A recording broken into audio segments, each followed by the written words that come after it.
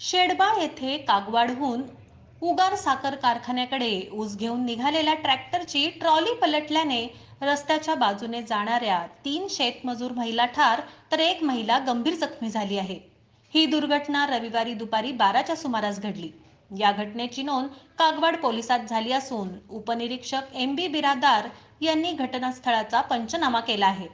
मृतात चंपा लखप्पा तळकट्टी वय वर्ष 42, भारतीय वडराळे वय वर्ष 38, मालू रावसाहेब ऐनापुरे वय वर्ष 53 यांचा समावेश आहे। तर शेकवा नरसप्पा नरसाई वय वर्ष 45 या गंभीर जखमी झाल्या असून त्यांची स्थिती चिंताजनक आहे। या घटनेमुळे कागवाड तालुक्यात हळहळ व्यक्त होत आहे। याबाबत अधिक माहिती अशी की कागवाडहून उगार साखर कारखान्याकडे ऊस वाहतूक करणाऱ्या ट्रॅक्टर ट्रॉलीचे चाक तुटल्याने ते रस्त्यावरून जाणाऱ्या शेतमजूर वाहनांवर पलटली। त्यात तिघी ठार तर एक गंभीर जखमी झाली। शेतातून काम करून घरी परतताना त्यांना मृत्यूने कवटाळल्याने कागवाड तालुक्यातून हळहळ व्यक्त होत आहे। अपघातातील मयत महिला दररोज मजुरीसाठी उन्हाळा असल्याने सकाळी लवकर जाऊन दुपारी 12 वाजता परतत होत्या।